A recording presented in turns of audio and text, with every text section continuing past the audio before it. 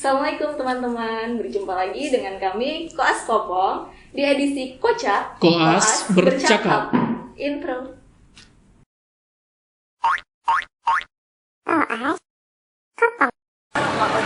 Yang berat lah masih popoin tahap mak. Brosur apa ini? Kusuk bayi. Nggak ada ini. Aku juga yang betul kalau yang ngusuk bayi. Udah biasa aku ngusuk-ngusuk bayi ini. Tuhan, jauhnya rumah Mak Nur ini. Mak Nur, oh Mak Nur, dah aku mau meninggal di Mak Nur. Aduh, turun kau dulu. Mana Mak Nur? Mak Nur, Mak Nur, tolong dulu ini. Siapa itu? Bukakan dulu Mak Nur. Sini. Aduh, anak siapa? Aku yang repot ini. Aduh. Kenapa ini? Ini Wak, kau tengok Ayo, aku, Wak. masuk dulu. Ini. Buruan turun kau nih. Wih, jatuh aku ini, betul-betul kau. Besar kali badan kau nih. Mana anak kita tadi? Sana. Buru. Nanti dulu, makeup aku nih luntur. Itu minyaknya kau pakai bawang itu, masih mau nasi goreng cemana, Wak? Ini minyak sapi nih. Apa? Jangan sepele kau. Kau coba kan? Sedikit dulu ya nak ya, biar wak kusuk. Buruan lah. Ikut duluan aja. Kali. Sini dulu sedikit ya. Ini biar wak kusuk. ini loh mama bapaknya yang tahu buat anak aja, nggak tahu ngurusnya. Oh, anakmu Lela. Iya, anakku Pantes ini. lah, besar kali perutnya aku tengok ini. Enggak kau kasih makan ini ya. Papa kan ini anakku. Kembung ini perut anakmu. Kau diam aja, kau belakang sedikit kau nggak? Biar berkusuk dulu. Kau Met. Besoleh aja kau aku tengok. Kau lagi bapaknya. Diam aja kau anakmu kayak gini. Kau diam aja kau. Ngomong terus. Udah kau tak diam dulu ya nak. Kau tengok Biar aja wak dulu. kusuk Wah ini ahli pada Biar ahli. keluar anginmu nak. Kasihan kali lah kau. Dibiarkan mamamu kayak Udah, gini. Nang. Ya apa kan anak kita? Ma.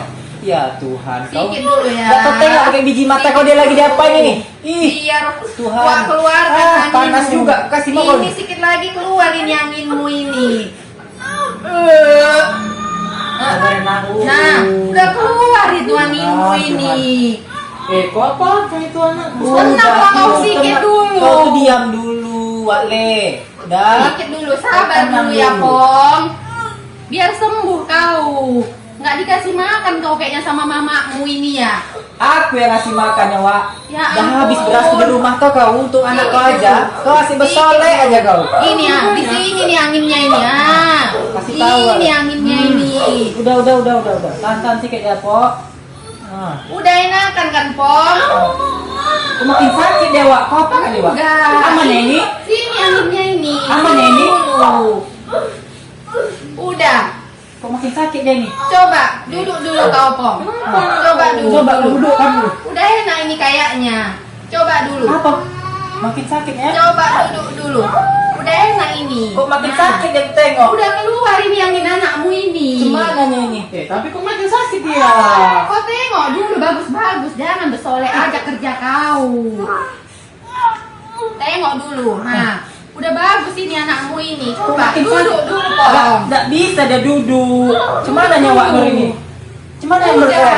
Kita bawakan aja ke dokter apa? Ih, cepet tengok anakku itu sakit kayaknya dia. Enggak, ini udah bagus ini. Kok jadi merah itu? Sabar. Biar main sih ngomong itu. Nanti kita buat anak lagi nih. Tunjukkan dia. Gas kita.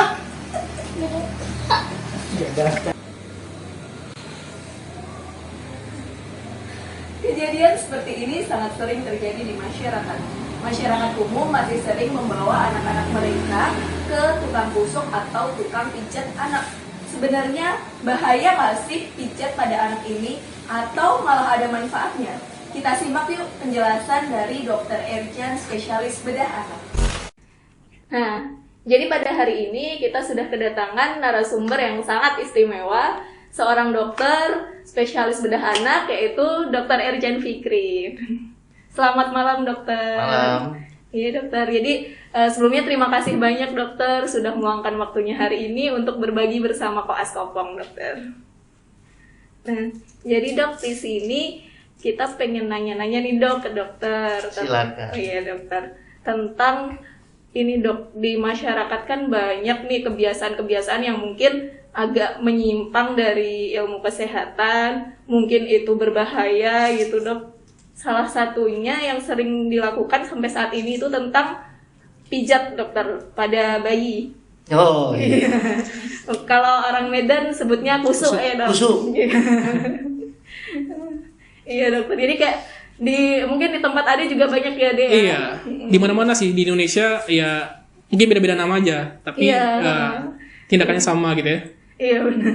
Ya sebenarnya kalau pijat itu untuk tujuan terapi, tujuan pengobatan dan dilakukan oleh tenaga ahli seperti dokter anak juga ada pijat bayi kan. Iya. Nah, cuman itu cara, metode, intensitas, kekerasan dan di mana dipijat itu ada aturannya dan dilakukan oleh orang yang memang kompeten. Yang sulit yang mungkin yang adik-adik saya maksudkan itu kusuk itu inilah yang banyak berlaku di masyarakat.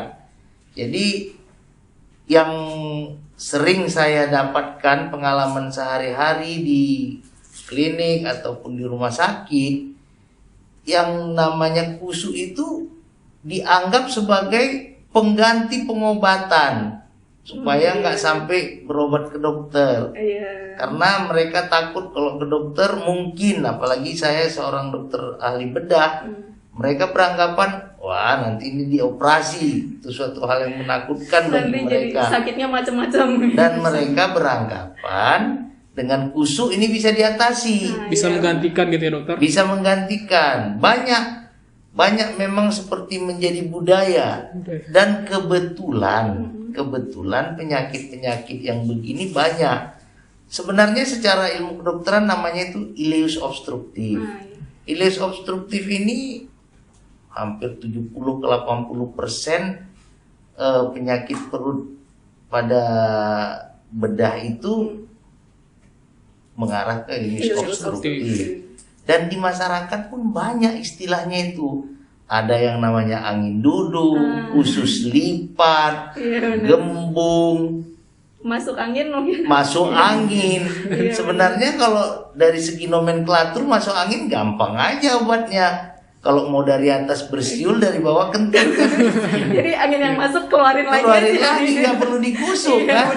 Tapi yang dimaksud masyarakat masuk angin atau angin duduk atau usus berlipat itu, angin itu justru tidak bisa keluar sehingga perutnya gembung, tidak bisa kentut, tidak bisa buang air besar, dan kalau lebih parah lagi dia muntah. Nah, khasnya kalau ileus obstruktif yang kita sebut surgical vomiting itu dia muntah hijau karena cairan empedunya tidak bisa lewat ke bawah, dia dimuntahkan. Karena adanya ileus obstruksinya. Karena ada sumbatan atau obstruksi di bagian bawah, di bagian distal istilah kita. Mungkin mau nanya dokter, dari sisi umur itu dokter atau jenis kelamin, ada nggak perbedaannya dokter? Yang mana lebih sering untuk mengalami ileus obstruktif dokter? Kalau jenis kelamin enggak ya, Tidak tapi ada, kalau umur itu banyak. Banyak ya dok?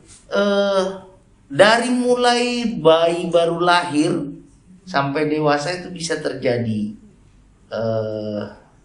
ileus obstruktif atau bahasa Indonesianya penyumbatan usus. Dan biasanya bayi baru lahir itu adalah bawaan lahir. Jadi dari lahir memang saluran pencernaannya dari mulut kan, saluran pencernaan, tenggorokan, lambung, usus halus, usus besar ke anus itu harusnya kan semua bersambung. Nah, pada kelainan-kelainan bawaan ini ada saja dia yang terputus, dalam bahasa kedokterannya itu atresia atau terpuntir dia. Terpuntir itu volvulus istilah kita yang disebabkan kelainan letak atau malrotasi. Itu pada bawaan lahir. Kalau sesudah besar, sering-sering dia pengaruh-pengaruh daripada mungkin mula-mulanya dia berupa sakit perut yang tidak begitu berat, usus buntu misalnya meradang, tapi ada reaksi peritoneal, reaksi perutnya sehingga gembung, perasaan tidak enak. Nah, di sini berperan perkataan kusuk tadi, dikusuk. Nah, dikusuk bisa usus buntunya yang meradang malah jadi bocor, atau usus-usus lain yang harusnya tidak mengalami gangguan karena tindakan dia kusuk ini bisa sampai sedemikian kuat. Saya pernah melakukan operasi, ususnya itu memar-memar Karena dikusuk. karena dikusuk.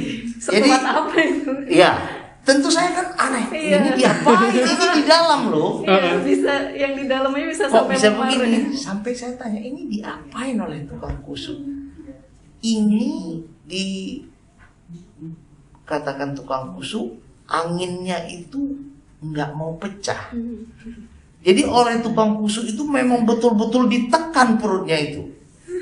Nah, bukannya makin baik, pasiennya makin berat, barulah nyerah datang ke rumah sakit. Baru. Sewaktu dioperasi, nampaklah ususnya itu memar-memar. Memang seperti tangan kita dicubit.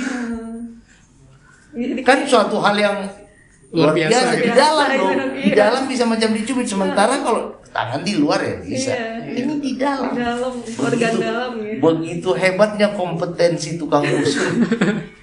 Iya. Oh, jadi terkait kusuk atau pijat itu dok, sebenarnya yang diperbolehkan yang seperti apa, yang nggak boleh yang nggak bagaimana itu dok? Kalau Sama untuk saya. abdomen tidak ada Nggak istilah boleh. kusuk. Setahu saya yang dilakukan oleh dokter anak itu untuk mungkin pertumbuhan atau apa itu di bagian belakang atau di bagian ekstremitas. Kalau di abdomen dia kan memang lembut sekali dan organ-organ dalam berisiko. Iya. Apalagi di situ juga ada hati, limpa yang kalau salah-salah bisa menimbulkan perdarahan. Tidak cuman usus itu tadi ya dok, Iya. tapi salah satu yang sering muncul ileus obstruksi itu tadi ya dok ya. Iya. Nah, jadi akibat daripada memar tadi, usus tadi mengalami sakit, dia tak mau bergerak yang kita sebut peristaltik. Jadi gambarannya seperti sumbatan juga. Jadi sumbatan itu ada yang benar-benar ada tersumbat atau fungsinya sebahagian sepanjang usus itu ada satu segmen yang tidak bergerak, ya otomatis Kayak fungsi ini, sepertinya Ileus paralitik. paralitik Peristaltik. segmental. Iya, segmental. Segmental. Nah, yang segmental ini mengakibatkan gambaran seperti ada sumbatan juga. Gejalanya Seperti sama kita ya? ketahui usus halus itu 3 kali panjang badan kan? Iya dok. 3 kali panjang badan itu sekian panjang itu kan harus teratur peristaltiknya dari atas sampai dari proksimal dari ujung atas sampai ujung bawah harusnya lancar gitu ya. Nah, tapi karena ada masalah di tengah dia Berhenti, berhenti. Jadi gini dok, kalau ileus obstruksi tadi itu kan berarti ada sumbatan gitu di ususnya. Iya. Nah, untuk gejalanya dok, biasanya apa dok yang muncul pada anak-anak? Nah, gejalanya itu sesuai dengan namanya, gampang aja. Namanya itu kan ileus obstruktif itu kalau diterjemahkan sumbatan usus. Iya. Nah, berarti ada penyumbatan di usus. Nah, kita tahu fungsi usus itu mengantarkan makanan termasuk udara yang kita telan dari mulai tenggorokan sampai ke anus. Nah, tentu kalau makanan di tengah-tengah itu ada proses penyerapan segala macam. Nah, tentu dia semuanya ini berjalan dari tenggorokan sampai ke anus. Nah, kalau sekiranya ada penyumbatan, otomatis ini jalannya seperti macan. Macam kita di lalu lintas yang macan. Macet. Nah, sementara produksi daripada lambung, usus halus, saluran pencernaan kita termasuk ludah kita itu terus dikeluarkan. tentu akan bertambah terus dan harusnya dia dialirkan ke bawah. Nah, kalau tidak dialirkan tentu menumpuk di atas. Nah, kalau menumpuk tentu dia akan gembung. Selanjutnya akan muntah. Nah, khasnya di sini muntahnya berwarna hijau karena apa? Yang dialirkan itu yang memberi warna paling kuat itu adalah cairan empedu. Nah, cairan empedu yang tidak mengalir ini tertumpuk di lambung, dia kembali ke lambung dan dimuntahkan, jadilah muntah hijau. Makanya yang sering-sering diutarakan muntah hijau. Makanya kalau pasien itu ngeluh, "Dok, anak saya muntah," duluan seorang dokter bedah itu akan menanya, "Muntahnya warna apa?" Begitu dia nyatakan muntah hijau, oh, si orang dokter bedah akan waspada, berarti ini kasus bedah. Kalau tidak, mungkin ini kasus muntah biasa seperti yang ditangani oleh dokter umum atau dokter anak. Nah, karena dia tidak mengalir ke bawah, tentu dia tidak ada buang air besar dan tidak kentut. Nah, mungkin sehubungan dengan gejala klinis juga dokter, kan di beberapa sumber ada yang membagi menjadi yang letak tinggi sama letak rendah dokter. Iya. Nah, batasnya itu di mana dokter? Itu macam-macam, ada yang menyatakan dia ileum, ada yang menyatakan ileocecal. Dan gejalanya itu tentu sesuai dengan tempat. Ya. Kalau dia di bagian atas, istilahnya sumbatan tinggi, dia akan lebih gejalanya lebih cepat muntah. Kalau dia di bawah, misalnya di kolon atau ileum distal, dia gembung dulu, lama baru muntah. Itu logisnya sebagai satu logika Sederhananya, dokter. sederhana lah. Berarti kalau yang letak tinggi lebih cepat keluar muntahnya gitu dokter, dibandingkan letak rendah itu.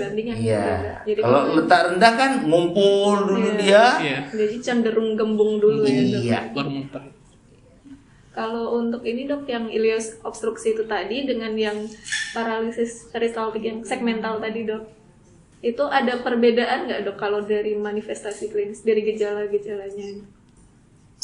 Kalau memang dia ada sumbatan anatomis, dia akan langsung lebih cepat ke arah gambaran sumbatannya.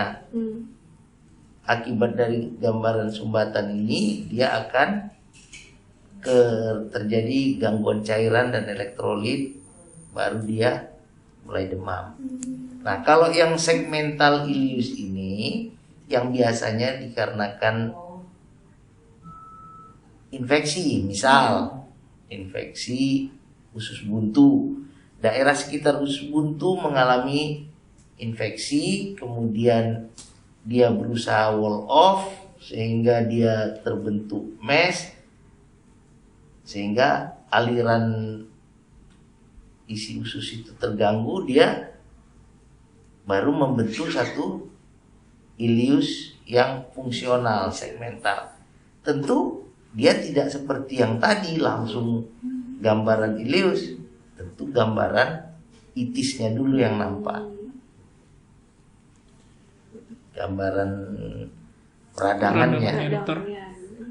Berarti mungkin untuk ibu-ibu Atau yang tadinya cuman gembung biasa, tidak begitu hebat muntahnya, dikusukkan istilahnya, kusuk lagi.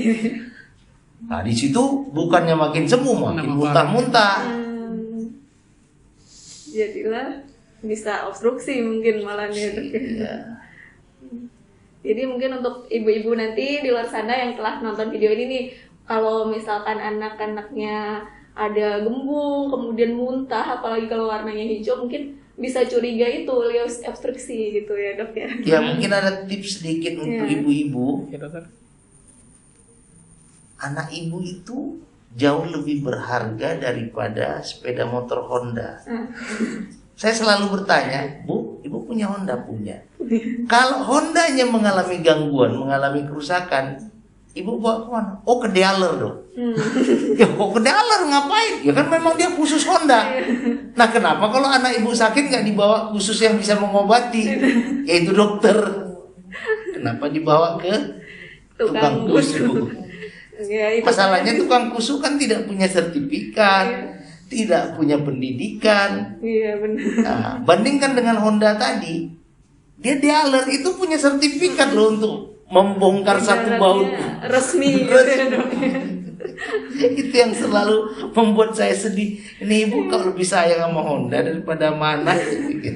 Mungkin terkait kebiasaan juga kali, Dok, karena merasa bisa ini tukang Nggak kusu. ngerti, saya betul-betul nggak ngerti. Dari mulai saya koasisten sampai mungkin saya tinggal, kalau pensiun itu 65 tahun, saya sekarang sudah 57 tahun, mungkin nggak sampai 10 tahun lagi. Dari mulai koas sampai sekarang itu nggak tahu saya kenapa itu ibu-ibu lebih senang bawanya ke tukang kusu daripada ke dokter. Nggak ada perubahan gitu ya. Nggak ada perubahan. Masih Kalau sama istilah-istilah adik-adik ini sekarang apa? Ibu-ibu ini nggak move on. Iya dokter. Iya benar. Mungkin ini juga kali, Dok, untuk ibu-ibu yang muda karena pengaruh dari orang tuanya juga, dari neneknya. Itu jelas. tuanya, Itu jelas. gitu Karena juga, gini, Dok. kalau ada sesuatu, ibu-ibu ini pasti nanya orang tuanya. Nah, kalau si nenek, ya mungkin zaman itu, entah zaman kapan ya, sebenarnya dari saya kecil juga udah banyak dokter. Zaman itu nggak ada dokter, mungkin carilah yang alternatif gitu. Nah, yang saya heran satu lagi, ini semua kan cerita alternatif. Nah, sebenarnya mana yang lebih ditempuh dahulu, jalur resmi apa jalur alternatif? Harusnya resmi dulu ya dokter. Iya, misalnya Yang kita resmi kan mau berangkat ke satu tempat ya. Ah. Jalan yang biasa kita jalani Iya. itu macet. Iya. Mungkin disitulah kita mencari jalur. Alternatif. Nah, di sini lucu alternatif duluan. Alternatif dulu. Iya dokter. Udah mentok baru ke utamanya. Mungkin disitulah lucu-lucunya Iya, bener. Indonesia. Karena sesuai dengan lagu kebangsaan kita, itulah Indonesia. Nah mungkin juga karena edukasi mungkin dokter yang kurang. Nah itu tuh Saya salah rasa satu. edukasi enggak bisa kurang. cukup ya, dokter. Seingat saya dari dulu zaman saya koasisten, itu guru-guru saya tetap menganjurkan, bicaralah dengan pasien, bicaralah kepada pasien dengan bahasa yang mudah dimengertinya dan jangan menggunakan istilah kedokteran. Saya rasa udah berapa tahun ya saya koas itu tahun berapa? Saya masuk FK USU itu tahun 82. Koas itu tahun 87, 88. Iya. Bayangin udah berapa tahun, masa nggak siap edukasinya? Iya sih dokter. Bahkan udah berganti generasi Ya juga. dia seperti adat. Kalau adat kan Iya, nggak udah boleh adat, dilanggar kan. Susah. Iya. Adat itu bisa lebih kuat dari agama. Lebih takut orang melanggar agama daripada melanggar adat. Nah, mungkin ini. Mungkin ada sih dokter. Bener. Iya. Mungkin dari Ade ada pertanyaan lagi? Mungkin itu dokter.